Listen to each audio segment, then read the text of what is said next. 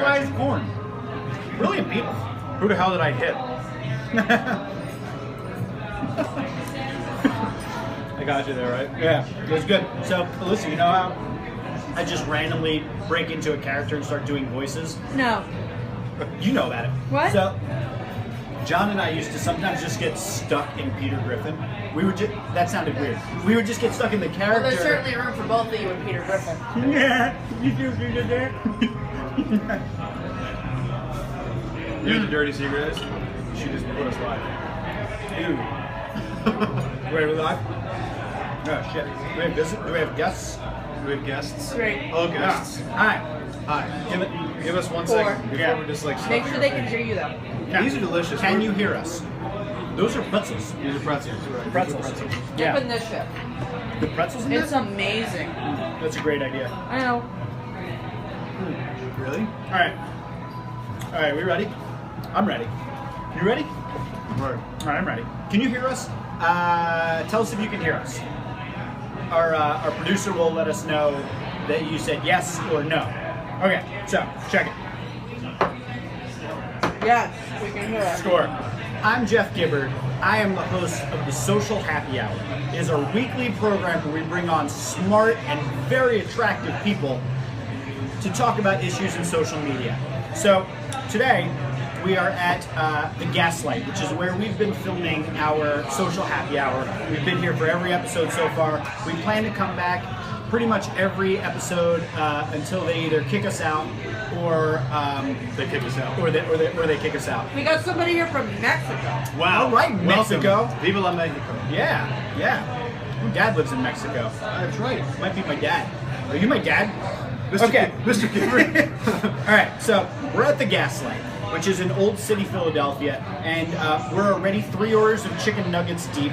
Which are amazing, by the way. Phenomenal. They come with some sort of a truffled aioli and some sort of barbecue sauce. It's top notch. Fantastic. We killed an order of pickled vegetables, and then very kindly the Gaslight sent us out a couple things to try because we've been coming back here and they're nice people. We have some of these delightful pretzels, which I'm not going to indulge in because I'm riding the gluten-free wave. Well, all right, I'll eat them for you, and I'll tell you right now, they are delicious. Quite good. If there's one thing Philadelphia knows, it's pretzels. It's a good pretzel. It's a good pretzel. They've also sent us out some of this Kentucky fried corn, and that's exactly what you think it is. It is a corn on the cob that is deep fried like Kentucky Fried Chicken, and it's pretty off the hook. I've got an old-fashioned, John's got an old-fashioned. Actually, one of the reasons we selected the Gaslight is because they make a delightful old-fashioned, my favorite drink. So here we are. Oh, right, we're in Philadelphia, for those that don't know. Where are we? Gaslight, Philadelphia. City of brotherly love. It's where the bell is. It's where the Constitution was written. Brotherly love. Brotherly love. That's why we both wore gray. Yes. So, this is episode 3, and tonight I've got my boy John Steiert here. For those that don't know, I'm the president and chief strategist of True Voice Media. It's a social business agency in Philadelphia. And this guy right here was the numero uno. He was the first hire ever at True Voice Media. He was my social media Swiss Army knife and storyteller. The true heart and soul of True Voice Media, even to this day, even though he no longer works for my incredible company, he has always been a major supporter. Thank you for the hearts, by the way. Hearts, love the hearts. So I brought him on today because we want to discuss a couple different things. I'm going to let John introduce himself in a second. But first I want to tell you about what we're going to be talking about today. They said that you're both very handsome. We are very handsome. You know what? Today, actually, you know what today is? What's that? Today is Harrison Kratz's birthday. I'm not sure of Harrison. Harrison's from the West Coast now, Philly boy. Yeah. Another Shit. red-bearded. Yeah, another red-bearded. member of the Handsome Club. Now, I was invited into the Handsome Club, Jeff. I'm sure you'd be invited into the Handsome Club, too. But, Harrison, happy birthday. Happy birthday, brother. Cheers to you, my friend. We know that you are a big old-fashioned drinker, so happy birthday if you do ever get around to seeing this. 25 years old. 25. What a jerk. They grow up so quick. What a jerk. They do. So today's topics are going to be two different things. One, we're going to discuss the changing nature and the growth of social customer service. Pretty exciting topic, I think, and one that I think you'll have a lot to contribute to. The second thing I'd like to discuss today as our second topic is going to be engagement. Now that word causes me to be a little sick to my stomach, and I'm actually, no, not that engagement, though congratulations. Oh, thank you. we're actually going to be talking about the desecration of the word engagement and how it is being misused, bastardized, and corrupted by the snake oil salesmen, social media douchebags of the world, of which we are not. We are very handsome gentlemen. Yeah. So, without further ado, John, look at that right there, the device, the Apple device, and tell people who you are. All right. Thanks, Jeffrey. Hi. Sorry, Jeff. Hi, I'm John Steiert. I am the social media manager for Pet360 Incorporated in Plymouth Meeting, Pennsylvania.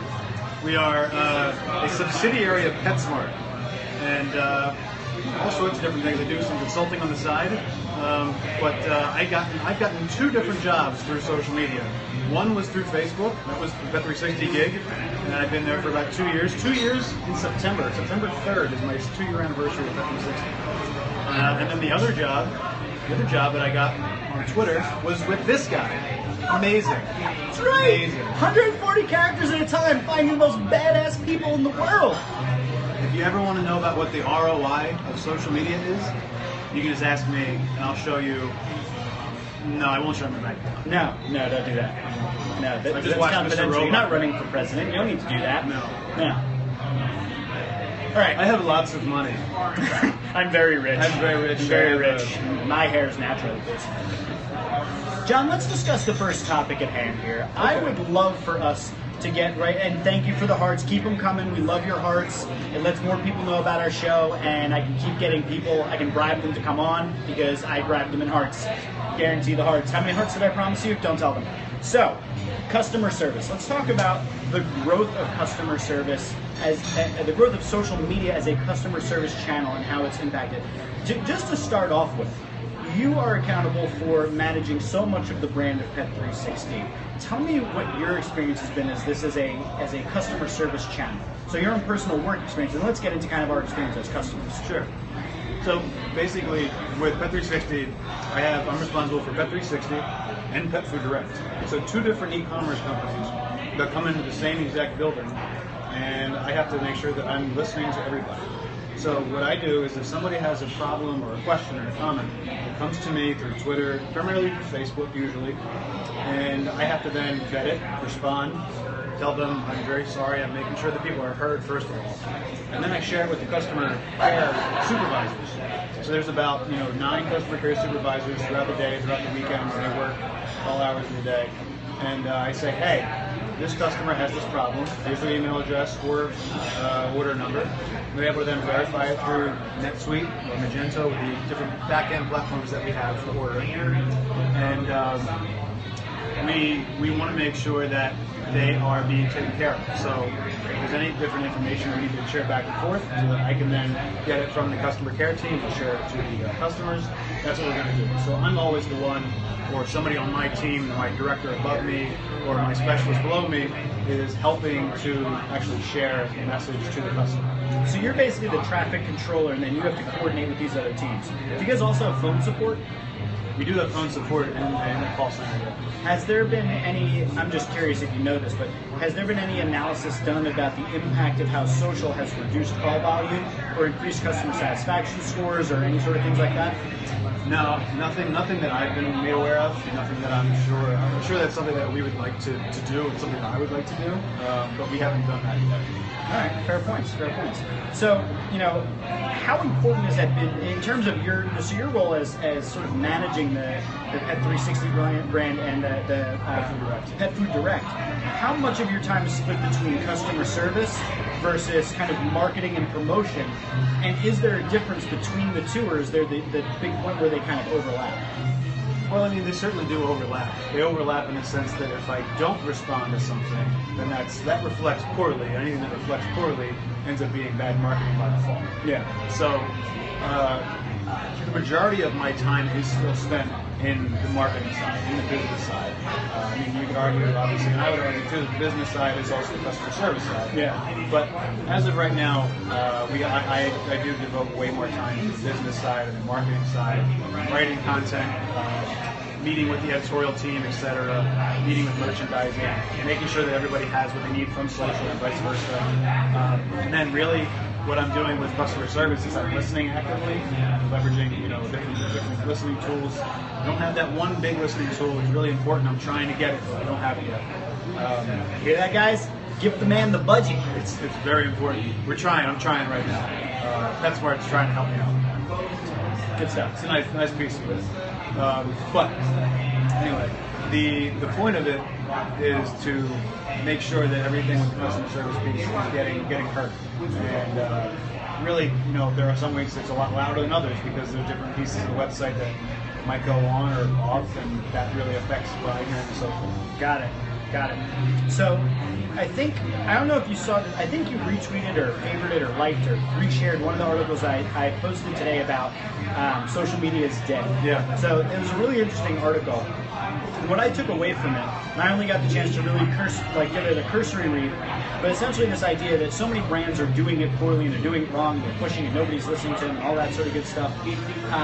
But I think one of the things that I got from it, and the reason why it's so interesting that we're talking about customer service here, is I think one of the main, and correct me if I'm wrong if this is your perspective, but I think one of the things that companies are doing a disservice to themselves in social media is that they're spending far too much time trying to market to a client and trying to sell stuff rather than listening to what's already being said. And I think that the real opportunity that's coming up in the next couple of years is going to be companies that are shifting their resources from filling the tubes with more crap and instead spending their time looking at what already is, because as you and I both do, we have to look at ourselves both as consultants and strategists, but also we have to take ourselves and put ourselves in the shoes of customers. And when I'm a customer, I'm not thinking about brands. I'm never ever thinking about brands unless I have a problem or unless I'm so feverishly excited about something that I have to tweet about it or talk about it online. Like I love Starbucks, I love Puma, I love Twitter, I love Marvel. These are brands that I'll just shout out about. You love Facebook. But the point is that I think there's so much more of an opportunity for brands to listen in and gather business intelligence, and then instead of marketing, provide customer support. So I'm thinking, and I can't remember, I think Frank Eliason has been probably the big one beating the drum here, that customer service is actually what social media should primarily be about, is that proactive listening, finding the problems and addressing them and gathering business intelligence rather than marketing. Nobody really cares about brands. Thoughts on that particular point? I mean, 100%. At the risk of sounding really cliche, I 100% agree with you, Jeff. I endorse this statement. I 100% agree. I know that Frank's been one of the ones who's been on that train for years, probably his entire career in front of the social media piece of it has been really big. I know that Jay Bear is writing a new book, Hug Your Haters. And there's lots of different pieces in action. But the cool thing about all of this is that we all are, I think all of us as social media professionals and social business professionals are looking at the service piece and saying, okay, so there's all these different pieces coming to the forefront too that are allowing us now to do it better. So part of it, I think, was that it wasn't that we didn't always understand the value of social service. It was that we didn't always have the right tools to do it. And it's also, it's really expensive. Yeah. So the ROI of it, to go back to the ROI piece, it is important to make sure that if I go back to my boss or even my CMO, I need to be able to show her that there is going to be some value in doing this. So having analysis of call volume and email volume decreasing is really important. But what you're asking about, the Frank Eliason piece, I feel like I've lost your question. Well, it's just more that, so I guess my big point is that, so actually, forget about the point that I just made, because I want to touch on something you just said, which is you have to show sort of a return on your investment. So you invest in social listening tools, you invest in platforms that allow you to coordinate with other teams and provide customer service, and you have to show that that's worth it. But to me, I think that and I'm, me, I'm a very measure it kind of guy. If you're going to be doing something in social that is measurable, you should be measuring. But what about things that are not measurable? So for instance, let's say you have a customer who accidentally receives the wrong product. Totally, something gets screwed up, maybe they hit the wrong button, whatever, and they're unhappy. And you fix their problem, and they're a brand new customer. and they come back and they order from you the next 5 or 6 times that they're ordering products or dog food or whatever, how do you know that it was that Twitter interaction if they don't explicitly say it? Versus that you were just the first thing that they found on Google. So it's this attribution problem, this thing that we may never be able to measure because so many of our decisions are not made based upon click data. They're made because of an emotion or a reaction to something that happens. So I guess part of what I'm saying is I think the challenge behind customer service is that it's something that in some ways will be difficult to measure. Yes, you can measure reduction in call volume or cost savings from answering the same question over and over by using a forum, but there are certain things like client retention or increases in sales that if you can't have quick data, you'll never manage. I think the one thing I remember, my bad for forgetting your question first. No, it's all good. The biggest piece is that you were talking about if you're not going to go to a brand or you're not going to engage with a brand unless you have a real problem. Yeah. So there's already problems happening, even if your brand isn't directly with them. One of the biggest impacts and the biggest advantages of listening socially and digitally is having the ability to throw a big wide net. The things that you are really able to help solve and help facilitate changes in, and figure out what is already being talked about. What are the things that are not being addressed by not only us, but the people in our industry, and some of the things that might be connected to different things, sideways marketing kind of, and how you can really be helpful. What utility do you provide? I love that you just pulled out the utility. Shout out to Jay Bayer. Mr. Bear, We love you, love buddy. you. No, you're in Australia, but Yeah. you're in New Zealand. Is he? Yeah. Traveling around, and here we are in Traveling. Philadelphia enjoying some of the finest chicken nuggets and fried corn you can have. All of the Gaslight. All of the Gaslight, which actually is a good time for us to pause right now. We're going to move into topic 2 in a minute, but again, I just want to give a shout out to the Gaslight for hosting us. Gaslight is on Market Street in between Front and Second. Great food, great drinks. You should definitely check it out. Excellent happy hour. And for those of you listening, we'd also like to remind you that you can always submit questions throughout the episode, and we will try to answer them at the end. We've done a little change in format on the show. We're no longer doing the shots of social. We're going to put the shots of social at the end, and if you stump us with a question or you have a problem you want us to answer or try to address, if we can't solve it, we will take shots because that's the best we can do. And outside of that, we'll give you little shots of social, which are tiny little tips and advice around some of these concepts we'll talk about today. So again, want to just give a shout out to Jay Bayer, to the Gaslight, to anybody else we mentioned, and then Nicolino number 5. Nicolino 5. Loves you a lot. Wow, loves me a lot. Yeah. What I'm wondering You're is, getting a lot of attention. am I? Wow. Where's my love? I'm here every week. It's cool. It's cool. I am a half married man. By half, I mean I'm engaged. Carly O'Brien, I love you. I do love you. I just want to make sure that's Yeah, on tape. gotta have that on tape. I do love you. Gotta have that on tape. Gotta have that. So let's talk about topic 2, and we can come back to customer servicing. If you have any questions about customer service, please put them in there. Our producer is writing down every question. We'll get to him at the end. He's at Jay Gibbard. I'm at JW Steiert. They're two weird last names to spell. It's true, Yours is but easier. yeah, I think yours is easier because how I always remember your name is Steiert. It's kind of like Old McDonald. JWSTEIERT. And a sweet there, and a sweet there. Everhart. So, and I'm Jay Gibbard, so you can tweet me there. Let's jump into topic 2, and this is a conversation that I know we're going to be able to sink our teeth into in a really big way. Engagement. I do. Yeah. Engagement. So it's this word that we hear so much as people working in social media. We have to talk about engagement metrics. What's our engagement? You have a boss that's saying we need to get our engagement up. Everything's about engagement. And I want to be the one that right now calls bullshit. I'm doing it. This is a kid's show. Bullshit. Because to me, I don't think engagement is everything. And quite frankly, I think if you look at the data around user behaviors, the most common behavior is passive watching. Of the millions of people that are tuning in right now, only a handful of you are going to hit that heart button. Only a handful. Only a handful are contributors. But you can be the one that does it. Hit that heart button right now. Right, you can hit the heart button. But the majority of people, their online behaviors are that they're going to passively consume content and watch. Creators, critics, much smaller percentages across all demographics. So engagement is something that we're chasing, but we're chasing the smallest sliver of the audience when the biggest part of the audience is going to people that passively consume. So I think 1, engagement is overrated. Number 2, there is no direct cause and effect between engagement and sales. And yes, there's some data for some companies and some aggregate studies that show that engagement can lead to a higher likelihood of buying. But I don't think that this obsessive focus on engagement is the thing that's going to move companies forward. And I know that in your career you've struggled with some of this. So what's your take on engagement as the holy grail?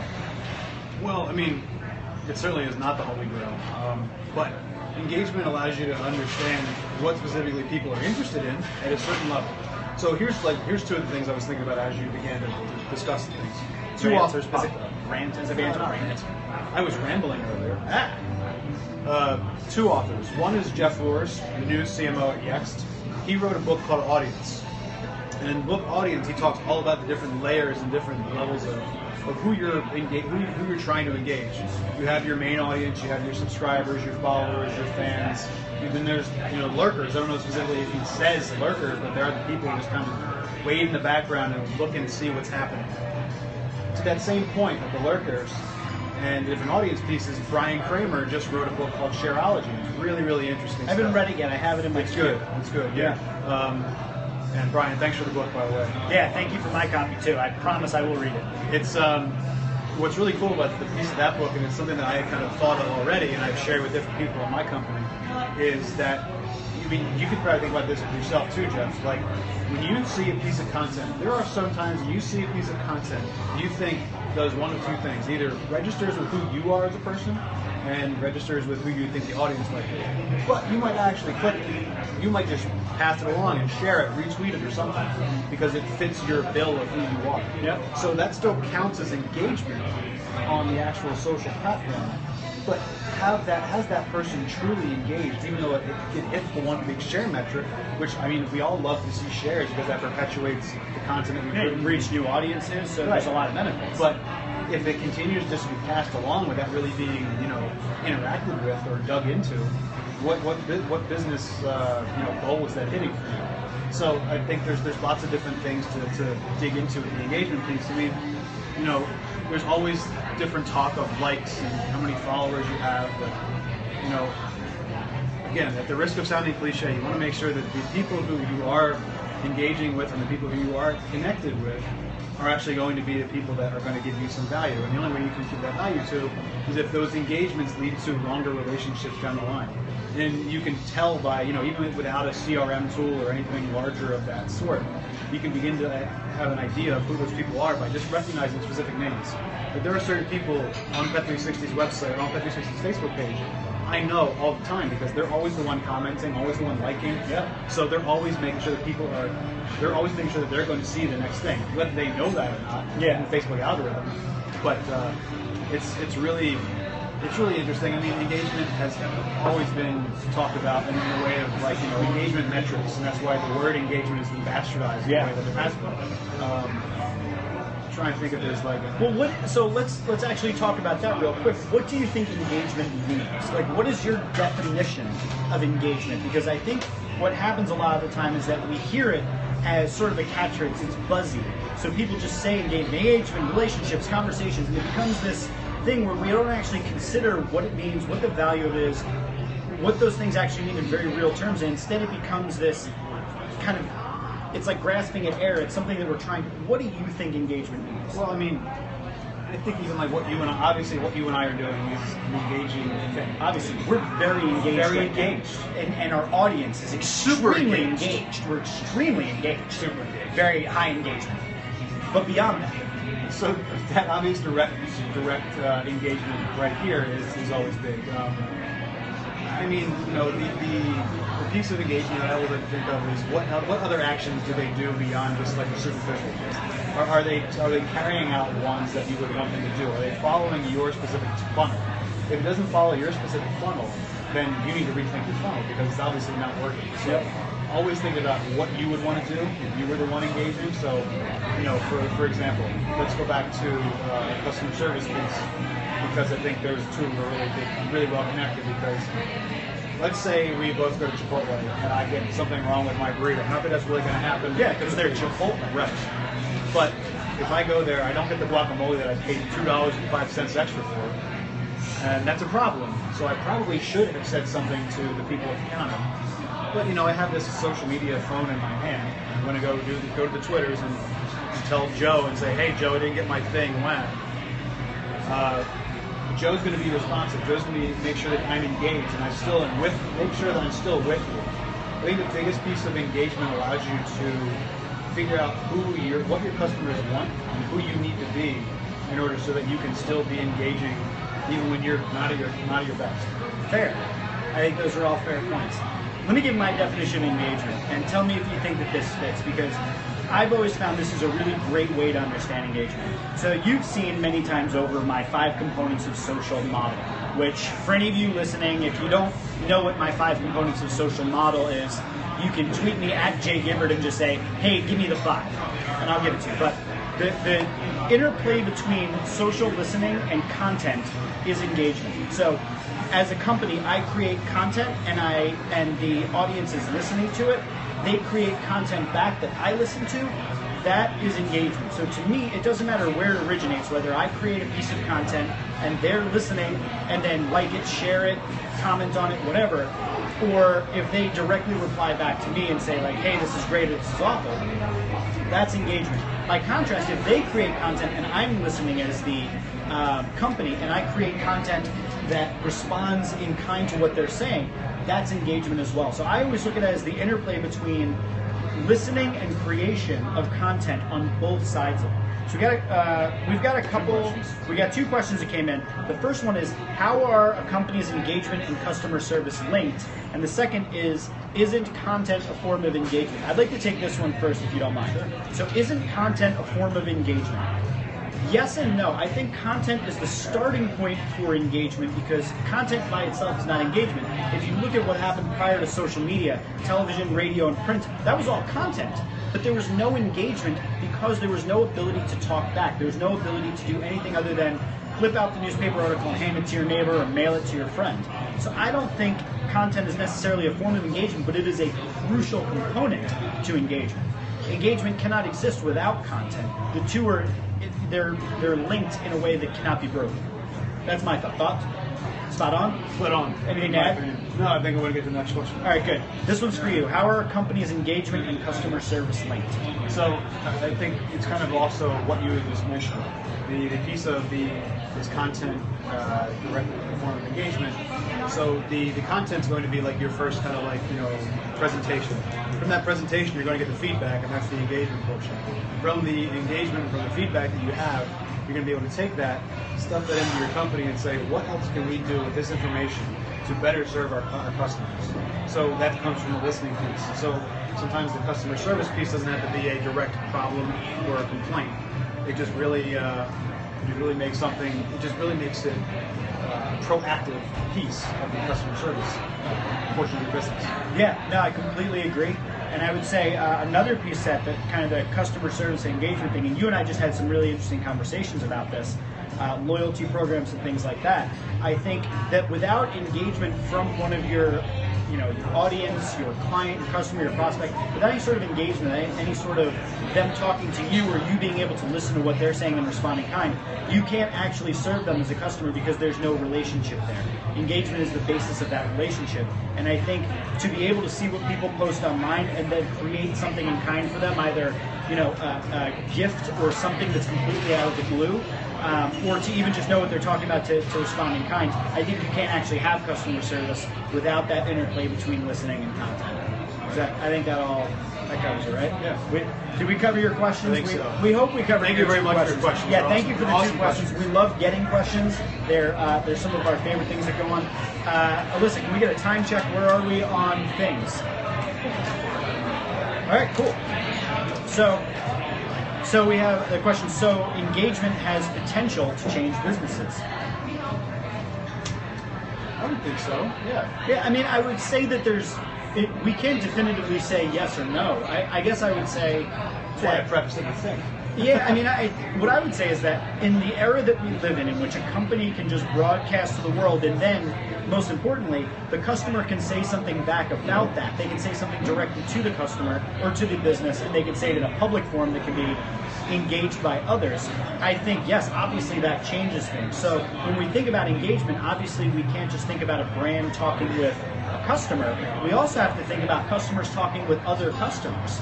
So, or prospects talking with customers, or employees talking with customers, or employees talking with prospects. All of that is a form of engagement, and I think we get so locked into this brand first conversation, which is funny, because none of us, quite frankly, give a shit about brands. So, I would say engagement has potential to change businesses. What have you seen in terms of your role, how engagement has kind of tweaked or changed what you've had to go and talk to your team about, or how you've conducted yourself on a day-to-day basis?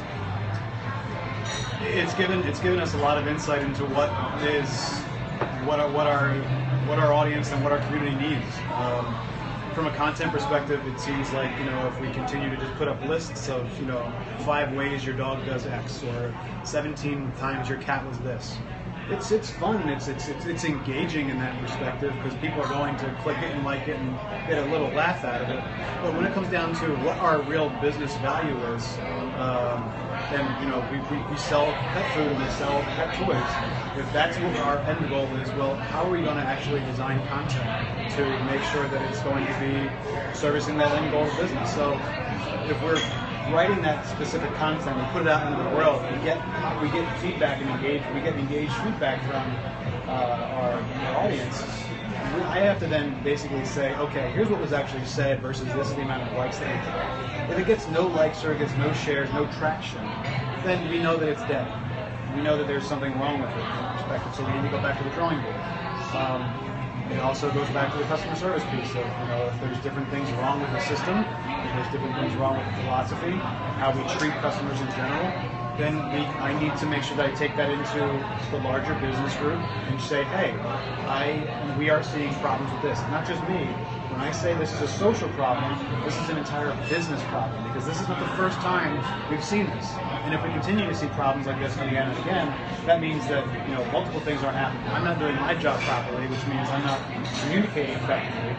And the people that I need help from maybe don't understand it. It goes back to what I just mentioned, but maybe aren't just getting through this. So what do I have to give them to make sure that there's different things that change? So it's a two-way street, sort of like Jeff was just saying. Like, the brand to consumer brand things talk about a lot. But what Jeff and I will talk about over Facebook or over Twitter influences who we end up trying to do business with. And the companies that are listening properly, and if we are doing it properly, we're doing it effectively, then we're able to tap into what is going on outside of our own little bubble, and we get to figure out what to do next. Yeah. So we have another question that came in, but I want to build up. I just want to touch on something you just said, because it warms my heart to hear you say it too. Because what you said was essentially it comes back to what your business goal is. You basically talked about if your goal is to move pet toys and pet food, then the number of likes and shares you get is quite frankly irrelevant, because that's great and all, but until you can tie that back and say that helped us sell an additional bag of pet food, or it helped us get a new customer or something, then it doesn't matter.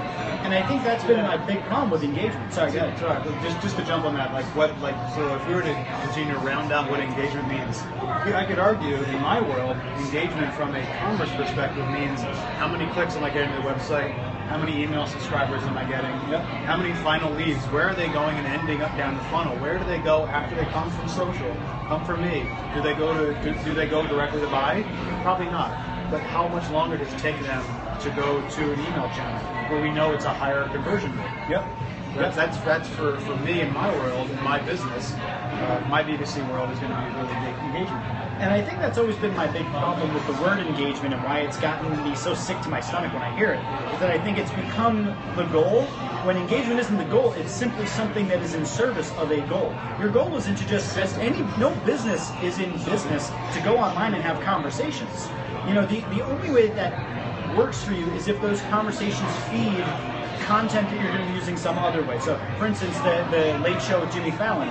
Yeah, they can engage all day. Shout out to Marina Kockenberg. She's great. She's the social director. I mean, that's one of the best shows. They're great. It's Their fantastic. YouTube channel is fantastic, not just because of Jenny, Yeah. but because Marina and her team are doing fantastic.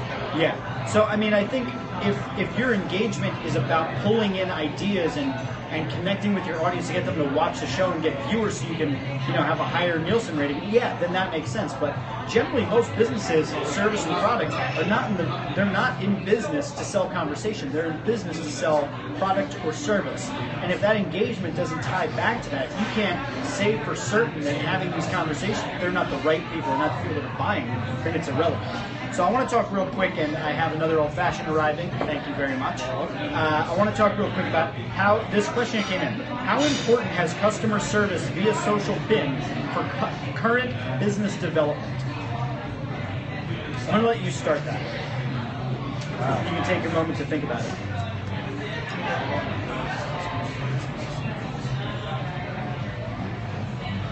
That's a very good question, because I think in my world, it's sort of almost like business development means, do you sell this product?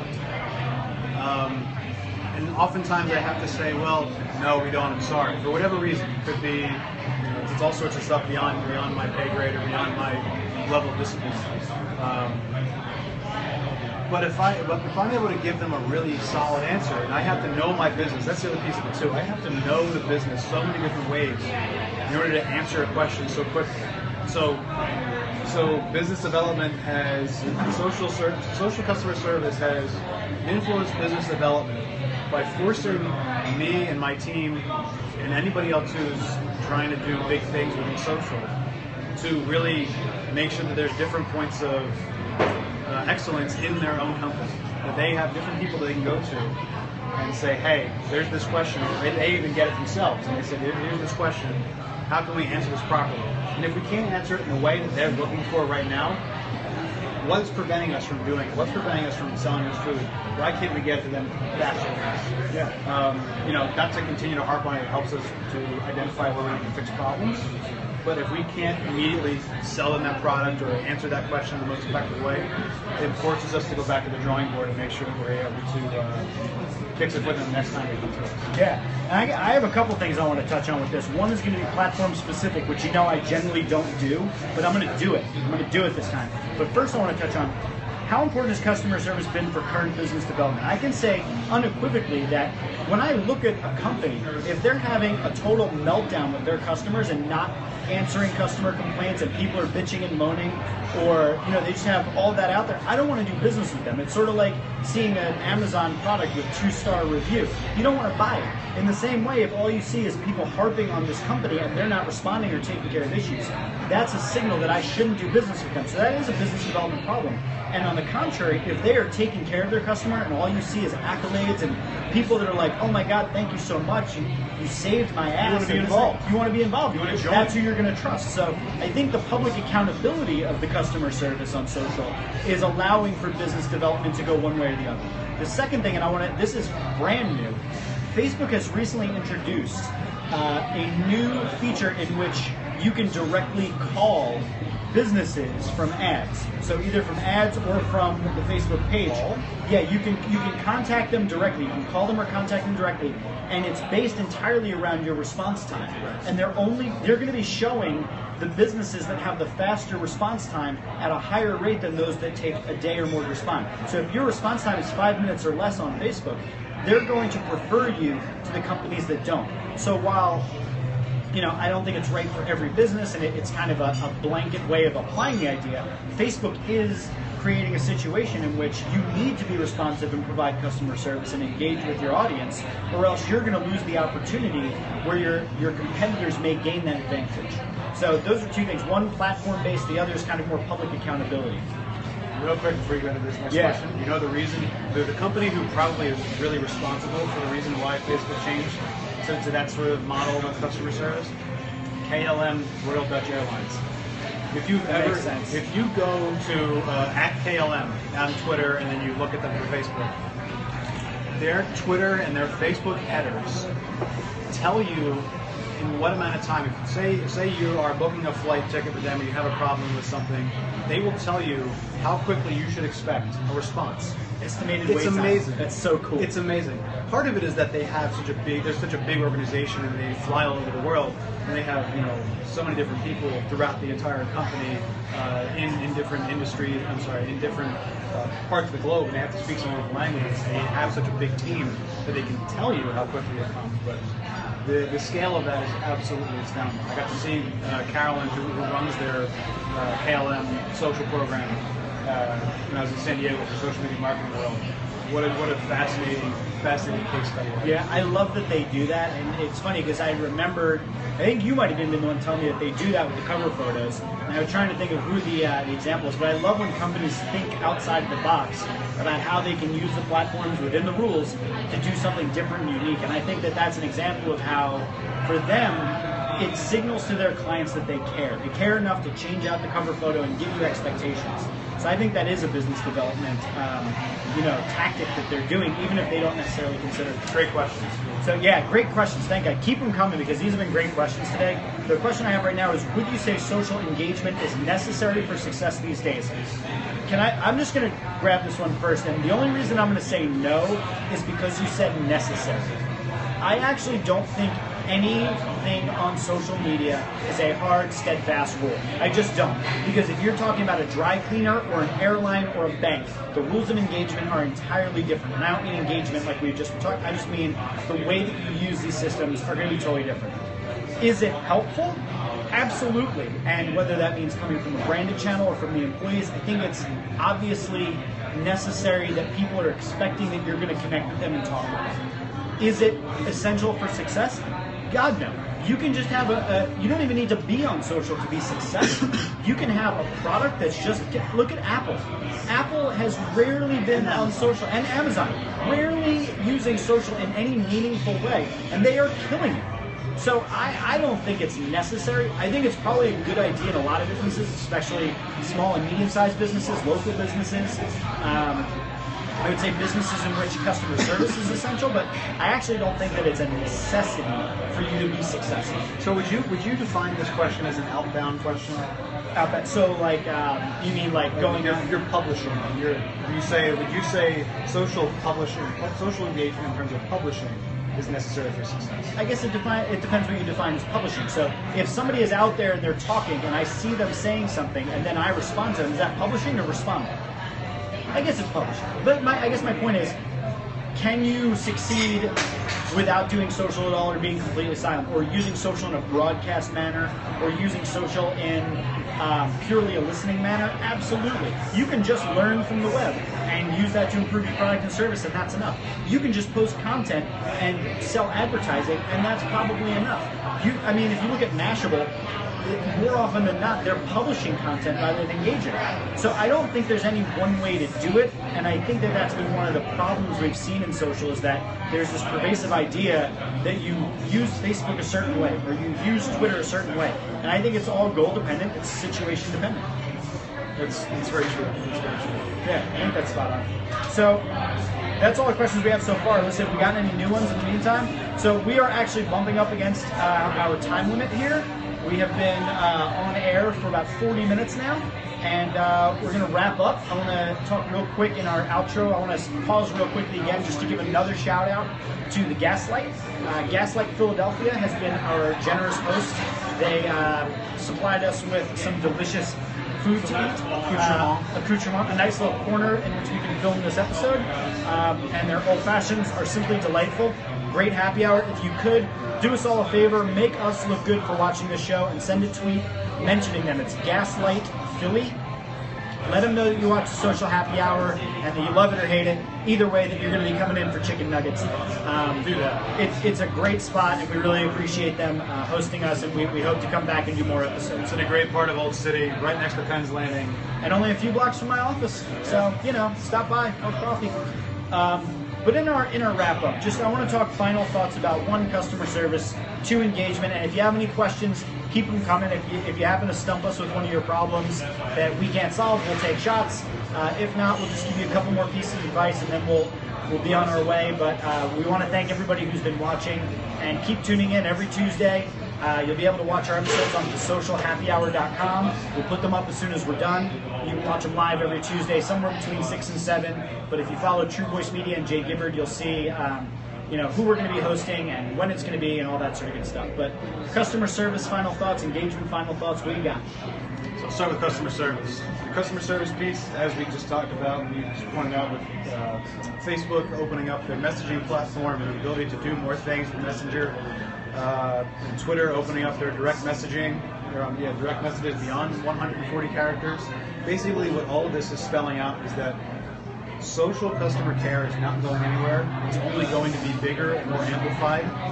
So it's as exciting as all of this is. I'm not going to sugarcoat it. It is a challenge.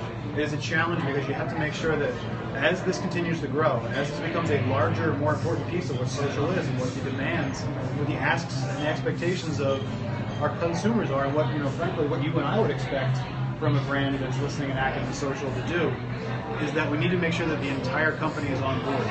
Because if you don't have that cultural buy-in, you lose. It'll be a lot of fun at first, and you just like high fives all around, and this is going to be so much. You would lose it if you don't have buy-in from the top. So make sure that you have cheerleaders in your company if you're going to do it properly. Make sure you have your customer care team on board, specific people that help you out, so you're not the only man on the job. And if you're a one-man shop, I feel your pain, but it is sort of this kind of thing of, people have questions, they don't care where they're coming from or who it is responding. They just want to make sure that they're being heard and that they get the answers that they need, because problems happen. I think that's probably the biggest thing in customer service. So I want to touch on customer service too, because I think it's such a big conversation, and just from what you said, I have like 1,000 thoughts in my head, but I'm going to try and direct them. I would say one of the big things is you have to think about customer service in terms of reactive and proactive, because those are really the two ways that you can approach customer service, and I suggest doing both.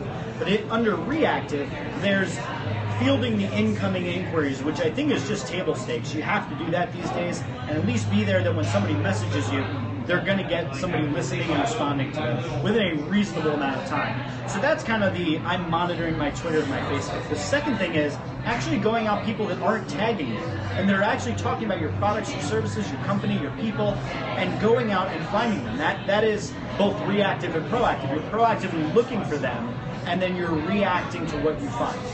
And then I think there's the final piece, which is proactively going after your customers when there's not even a problem. Which, by the way, now that I continue to think about what I've talked about, I haven't touched on that at all. Yeah, so we should. I'm going to come back to you on that, and I'm going to let you pick up on this next. Is the proactive customer service piece is so huge, and I think it's such a missed opportunity for most companies, because they're so stuck in the let's just fix the problems that are coming in, instead of delighting those that there is no problem, and going out and saying, how can we make the people that we already do business with more loyal, more vocal about it? How can we make them so delighted that they can't do anything but glow and beam about how wonderful it is? Because to your point, social customer service is not going away. The question is why? Well, the question is, the reason why is that we have these glass covered rectangles that we're not going to stop populating the web with our thoughts and our opinions. It's just going to keep happening, and now I have it on my watch. I can tweet from my watch that I'm pissed off about something. So that's never going to go away. So now companies have to think, do I have a big enough footprint in which I have to monitor for that? And if I don't, can I direct people to the right place? So am I using a hashtag, or am I putting our customer service Twitter account up? Or what am I doing to bring people and funnel them to a place that I can help them? And I'm not talking about how United does it, where they, on their Twitter, and they say you have a customer service complaint, they bring you to a landing page with a form that has like 100 fields. I'm talking about like, solve my problem now, but where do you do it online? So pick up on the proactive piece. The proactive piece, I think the one story that I always come back to is one that I ended up writing a blog post for you about. Yeah. This was a long time ago. One of my buddies was a really big buying customer of bodybuilding.com. And at one point, he was into 5 years. He had been a loyal customer. He had purchased whatever amount of vitamins and supplements, etc. They sent him a personalized gym bag with a little emblem, and it said 5 year. Thank you, Gregory, for being a 5-year loyal customer. So I see this, and I was like, dude, this is amazing. Like, why did you get this? And he's like, I don't know. I just got it. He was so excited and so stoked. I was so excited, I didn't even get it. I was so impressed with the way they reached out. The person who wasn't even the direct customer involved, I sent a tweet, multiple tweets, Facebook messages, Instagram, and I wrote an entire blog post about it. All that good PR for them, all the different pieces around it. There's many different stories. $30 or $40 gym bag. Right. So, and especially like for a company of bodybuilding.com size, and it doesn't have to be a gym bag. It doesn't have to be anything, major. Another one, Warby Parker, Erica Moss. If you're watching, you're the best. Stay away from the segues. But make sure that this is all cute, so you threw me off. Of course. It's going off cute. Warby Parker sends people who they know love them. They send them little videos and they make songs for them. They draw pictures. They just say hello. A simple hello makes somebody's day. It's really incredible. Just like these small things of the proactive piece that allow it to be, really beneficial from a customer service standpoint. Hell yeah, surprise and delight. Surprise and delight is always a good strategy for a company. So the final piece, as far as engagement goes, I would say, last thing I want to touch on engagement is don't bastardize the concept. Use engagement the right way. Think about how it's going to actually feed your business goals, not how you can just, look at conversations and feed your ego about how much everybody likes us. Which, speaking of which, can you please give us all the hearts? Let's bet. All the hearts. All the hearts. All the All the hearts. hearts. Give us all the hearts because we love hearts. One Direction doesn't all need the your hearts. We need the hearts. Yeah, we need hearts. So, but the engagement doesn't need to be about those cheesy engagement metrics that feed the ego. Like asking for hearts? Yeah, like asking for hearts. What kind of pathetic people do that? I don't know. We do. So anyway, this has been Jeff Gibbard with John Steiert here at the Social Happy Hour.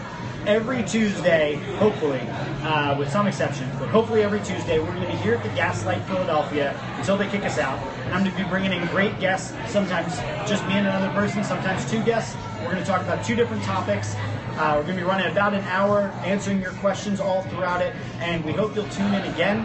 Thanks so much for joining us today. John Steiert and I raise a glass to you, and we thank you for all the hearts and all the love. Thanks, Joe.